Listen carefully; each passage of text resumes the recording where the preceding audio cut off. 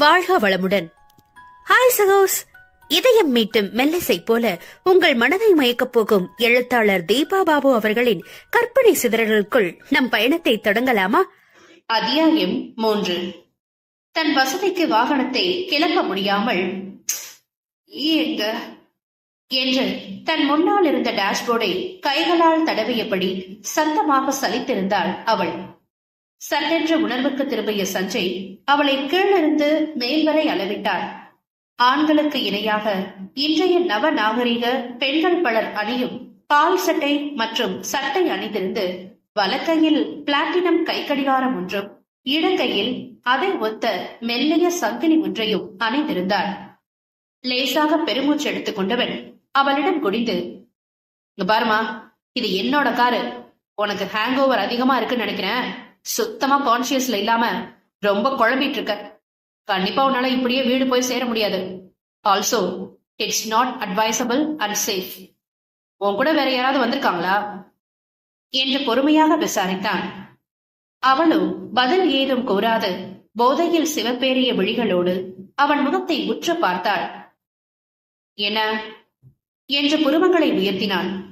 சலிப்புடன் உதடுகளை சுழித்தவள் மீண்டும் டேஷ்போர்டை கைகளால் தடவ ஆரம்பித்தாள். நீ என்னதான் தடவினாலும் கீ அங்க இருக்காது என்று தன் கையில் இருந்ததை அவள் கண் முன்னால் ஆட்டினான். பட்டென்று அவள் அதை பிடுங்க வர, ஏ என பதறி கையை இழுத்து கொண்டவன், கொஞ்சம் ஏமாந்தா புடுங்கிட்டு வண்டி எடுத்துட்டு பறந்துருவ போல இருக்கே என்று முறைத்தான். அவளோ தலையை பிடித்தவாறு ஸ்டேரிங் வீலில் சாய்ந்து கொள்ள, முதல்ல எழுந்திருடி, முழுசா மயங்கிறதுக்குள்ள உன்னை பத்தின விவரம் சொல்லு. யார் கூட வந்திருக்க? பேர் என்ன? வீடு எங்க? அப்பதான் என்னால உனக்கு ஹெல்ப் பண்ண முடியும். அதுக்கு முன்னாடி உன்னோட கார் இது, இதே மாடல் அண்ட் கலர் தானா என்று அவள் தோலை பற்றி உலுக்கியபடி வரிசையாக கேள்விகளை அடக்கினான். என எரிச்சலோடு நிமிர்ந்து அவன் கையை தட்டி விட்டவள், எஃப்எம் ஆஃப் பண்ணு என்று தன் இதழின் மீது ஒற்றை விரலை வைத்து முட்டை விழியை உருட்டி புலரலாக அதட்டினாள். எது என்ன சொன்னடி என்று அவன் திகைப்பாய் கேட்க, அவளோ அலுப்புடன் சீட்டின் பின்னால் சாய்ந்து கண்களை மூடிக்கொண்டாள்.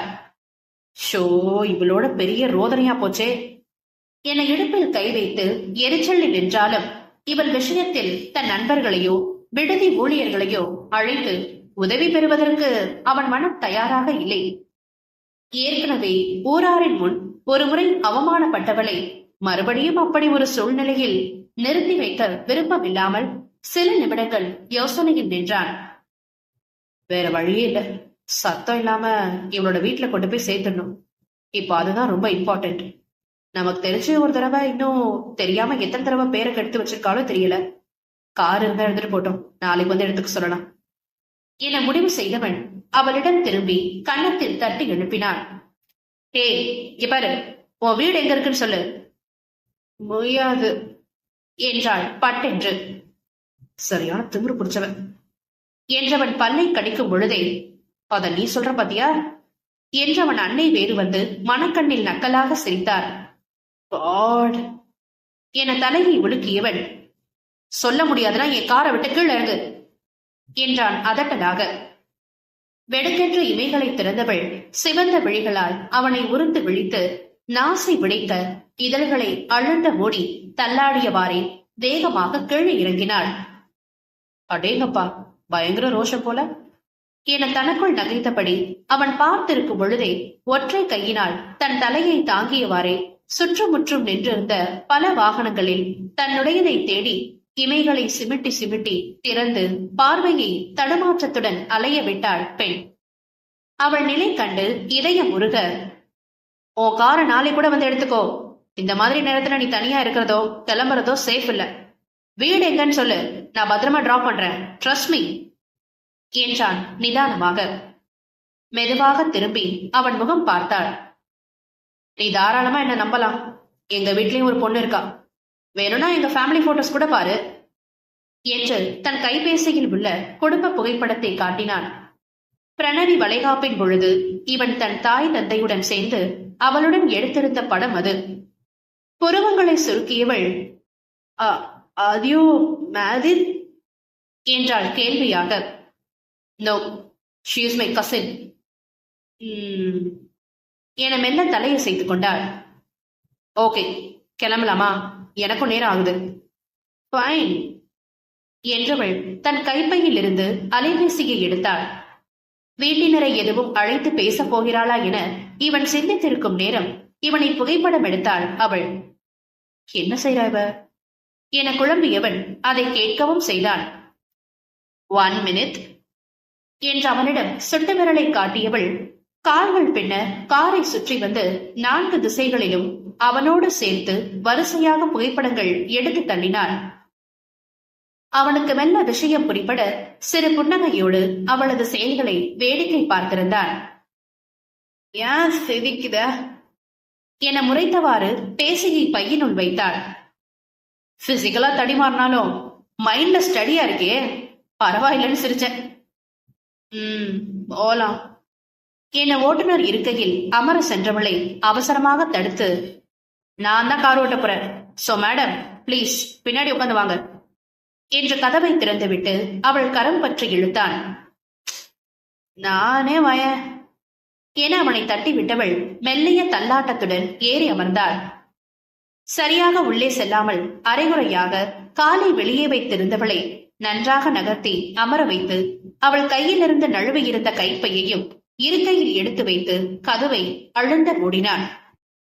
அயர்வுடன் தலை மீது கை வைத்து பின்னால் சாய்ந்திருந்தவளிடம், "வீடு எங்கன்னு இன்னும் சொல்லல" என்று தன் இருக்கையில் அமர்ந்தவன் திரும்பி விசாரித்தான். "அரியாத்." "அடியாத்தா? ஓ, அடையாரா?" என முனகியவளிடம், "அங்கெங்க?" என்றவன் வாயை திறக்கும் பொழுதே, "அங்க சொல்ற" என கோபமாக சலித்தாள். "உன்னை சொல்லி குத்தம்ல, உன்னை இப்படி வளர்த்து வச்சிருக்கவங்கள சொல்லணும்" என்று அழுத்தபடி வண்டியை இயக்கினான். சொல்லு சொல்லு" என்று மெல்லமாக முனகினாள். என நீண்டதொரு பெருமூச்சை வெளியேற்றியவன் அடையாரை நோக்கி தனது வாகனத்தை செலுத்த ஆரம்பித்தான். 20 நிமிட இடைவெளியில், அடையார் வந்தாச்சு, இங்க எந்த பக்கம் போகணும் என்று சஞ்சய் கேட்க அவளிடம் பதில் இல்லை. திரும்பி பார்த்தவன் திகைத்தான். "ஐயோ, ஃபுல்லா பிளாட் ஆயிட்ட போல இருக்கே" என்று விரைந்து காரை ஓரங்கட்டினான். "ஏய்" என சத்தமாக அழைத்தவனுக்கு அவள் தன் பெயரை கூட கூறாதது நினைவு வந்து ஆத்திரம் மிகுந்தது. கேட்டதுக்கு ஒண்ணு உருப்படியா பதில் சொல்லாம என்ன அதட்னா இப்ப இப்படி மட்டையை கிடக்குறா என பல்லை கடித்தவன் வேகமாக இறங்கி பின்னால் சென்றான். கதவை திறந்து அவளின் கண்ணம் தட்டி எழுப்ப முயல மொத்தமாக போதையில் மயங்கி இருந்தாள் அவள். "ஏ இடியட்" என கோபமாக அவள் தோளை பிடித்து உலுக்கினான். என முனகி அவன் கையை தட்டிவிட்டாள் பெண். பொறுமையின்றி தன் சிகையை அழுந்த கோதி கொண்டவன், "தெளிவா விவரம் தெரிஞ்சுக்காம இவரை நம்பி வந்த என்னதான் முதல்ல ஏன் ஷூவால் அடிச்சுக்கணும்" என்ற ஆவேசமாக காரை ஓங்கி உதைத்தான். இடுப்பில் கை வைத்து சில நொடிகள் ஆகாயத்தை உரைத்து நின்றவன் சட்டென்று நினைவு வந்தவனாக அவளின் கைப்பையை அவசரமாக எடுத்தான். அதில் ஏதாவது விவரம் கிடைக்கிறதா என தேடி பார்க்க அவளின் ஓட்டுநர் உரிமமும் ஆதார் அட்டையும் கைகளில் சிக்கியது. தப்புச்சன் என் ஆசுவாசம் அடைந்து பெயரை பார்க்க சஞ்சனா என்று இருந்தது. நாட் பேட், நல்ல பேர்தான் என ரசனையுடன் இதழ்களை விரித்து முகவரியை தேடி வெளிகளை ஓட்டியவனுக்கு அடுத்த அதிர்ச்சி காத்திருந்தது. இரண்டிலுமே யாரோ ஒரு பாதுகாவலரின் பெயரின் பின்னே செங்கல்பட்டு முகவரி ஒன்றுதான் குறிப்பிடப்பட்டிருந்தது. படுபாவி, அடையார்னு சொன்னா செங்கல்பட்டுல இருந்தா இவ்வளவு தூரம் குடிக்க வந்திருப்பா என புருவங்களை சுருக்கியவள், வாய்ப்பே இல்ல, ஏதாவது பழைய அட்ரஸா இருக்கும். ஓகே, மொபைல் எடுத்து இவ வீட்டு ஆளுங்களுக்கோ இல்ல ஃப்ரெண்ட்ஸுக்கோ கால் பண்ணுவோம் என்ற பெண்ணின் அலைபேசியை எடுத்தான். பேசியின் பூட்டை திறக்க அவளின் ஒவ்வொரு விரலாய் பொறுமையாய் வைத்து பார்க்க 4-5 முறைகளுக்கு மேலான தவறான உள்ளீடுகளால் அது சில நிமிடங்களுக்கு முடங்கி போவதாக அறிவித்து அணைந்து விட்டது. கிழிஞ்சது என தலையில் கை வைத்துக் கொண்டவன் இன்னைக்கு அம்மாவோட சாபம் எனக்கு பயங்கரமா ஒர்க் அவுட் ஆகுது போல இருக்கே. வழக்கமா என்னாலதான் மத்தவங்க டென்ஷன் ஆவாங்க, இப்ப என்னையவே ஒருத்தி படுத்தி எடுக்கிறா என்று முனகியவனுக்கு மெல்ல புன்னகை எறும்பியது. ஓகே, இதுக்கு மேல எனக்கு வேற ஆப்ஷன் இல்ல. கிட்டத்தட்ட 1 மணி நேரமா உனக்காக நான் போராடி பார்த்துட்டேன். உன் டைம் முடிஞ்சது. நான் கேட்ட கேள்வி எதுக்கும் நீ சரியா பதில் சொல்லாதனால வா, என் வீட்டுக்கே போவோம். உன்னை இப்படியே நடு ரோட்லயும் விட்டுட்டு போக முடியாது. திரும்ப ஹோட்டலுக்கு கூட்டிட்டு போறதும் 7.5 தூக்கி என் பாக்கெட்ல விட்டுக்கிறதுக்கு ஈக்குவல் ஆயிடும். அங்க இன்ஃபார்ம் பண்ணாம உன்னை சேவ் பண்ணணும்னு மட்டும் நினைச்சு அழைச்சிட்டு வந்தது பெரிய தப்பா போச்சு. இன்னைக்கு நான் படுத்தின பாட்டுக்கு நாளைக்கு காலையில போதை தெளிஞ்சு எழுந்ததும் தெரியாத இடத்துல மாட்டி முழிச்சுட்டு நீயும் நல்ல அவஸ்தைப்படு என்று நக்கலாக கூறிவிட்டு காரில் ஏறி தன் இல்லம் நோக்கி வண்டியை விரட்டினான் சஞ்சய். போர்ட்டிகோவில் வாகனத்தை நிறுத்தியவன் அவளை கீழே இறக்காமல் தன்னிடமிருந்த சாவியால் முதலில் வீட்டின் கதவை திறந்து நேராக சென்று பிரணவிகாவின் அறை முன் நின்றான். வேற வழியே இல்ல, இவகிட்டதான் நம்ம ஹெல்ப் கேட்டாகணும். அவளை ஏறும்ல தங்க வைக்கிறதெல்லாம் சரி வராது என்று யோசித்தவன், நட்ட நடு ராத்திரியில கன்சீவா இருக்கவளை டிஸ்டர்ப் பண்ற மாதிரி இருக்கே என சற்று சங்கடமாக உணர்ந்தாலும் மனதை தேற்றிக்கொண்டு கதவை தட்டினார். தொடர்ந்து 2 நிமிடங்கள் தட்டியும் பெண் கதவை திறக்கும் வழி தெரியாததால், கும்பகர்ணி அவளுக்கு மேல இவருப்பா என்று புலம்பியவாறு கைபேசியில் அழைப்பு விடுத்தான். ஹலோ, சொல்லுங்கதா என முனகியபடி லேசாக கொட்டாவி விட்டாள். பார்த்து நிதானமா எழுந்து வந்து கதவை தர. லூசு, சாவி எடுத்துட்டு போலையா நீ? நேரங்கட்ட நேரத்துல வருவேன்னு தெரியும்ல, அப்புறம் எதுக்கு எடுக்காம போன? என்கிட்ட சண்டை போடுறதுனா மட்டும் நல்லா தூக்கம் தெளிஞ்சிருமே உனக்கு. வீட்டுக்குள்ள வந்துட்டேன், ஒரு ரூம் கதவை திரடி என்றான் கடுப்புடன். என்ன? சரி இரு வர என்று இணைப்பை துண்டித்தாள். அடுத்த சில நொடிகளில் கதவை திறந்தவள், இந்த நேரத்துக்கு தூங்க போகாம என்னையே வந்து எழுப்பிட்டு இருக்க என்று முறைத்தாள். என அழுத்தவன், ஒரு சின்ன பிரச்சனை, நீதான் பார்த்து கொஞ்சம் ஹெல்ப் பண்ணணும் என்றான் மெதுவாக. பாருடா, என்கிட்ட இவ்வளவு பவியமா பேசுவியா நீ என நக்கலாக சிரித்தாள். அம்மோ விளையாடாத அம்மோ, நானே அங்க எங்க அலைஞ்சு திரிஞ்சு ரொம்ப டயர்டா வந்திருக்கேன். என்னாச்சதா? மப்பு எதுவும் அதிகமாகி எங்கேயாவது ஆக்சிடென்ட் செஞ்சிட்டியா? யாராவது துரத்திட்டு வராங்களா என்று கலவரமானாள். வாய கழுவுடி, பேச்சப்பாரு. நான் எல்லாம் தெளிவாதான் இருக்கேன். என் கூட வந்திருக்க ஒருத்திதான் ஓவர் மப்புல மட்டையாகி கிடக்கா. என்னது என்று விழிகளை விரித்தவள், உனக்கு கேர்ள் ஃபிரெண்ட்ஸ் எல்லாம் இருக்காங்களா? அதுவும் கூட சேர்ந்து குடிக்கிற அளவுக்கு என இதழ்களை பிளந்தாள். இல்லடி, இது வேற பிரச்சனை. என்னை நிக்க வச்சுட்டே வரிசையா கேள்வி கேட்டு கொள்ளாத. அவளை தூக்கிட்டு வந்து உன் ரூம்ல படுக்க வைக்கிறேன், நீ என் ரூம்ல படுத்துக்கோ. முன்ன பின்ன அறிவும் இல்லாத பொண்ண என் ரூம்ல தங்க வைக்கிறது சரி வராது என்று பேசியபடியே மலமளவென்று கீழே இறங்கி சென்றான். இந்த அத்தா என்ன சொல்றான், என்ன செய்யறான் என குழம்பியபடி அவன் சென்ற திசையை பார்த்திருந்தாள் அவள்.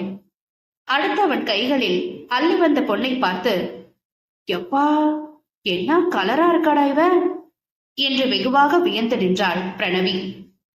நட்புகள் எல்லாரும் நம்ம சேனலை மறக்காம சப்ஸ்கிரைப் பண்ணுங்க, கதையை கேளுங்க, லைக் பண்ணுங்க, கமெண்ட் பண்ணுங்க, பிடிச்சவங்க ஷேர் பண்ணுங்க. நன்றி.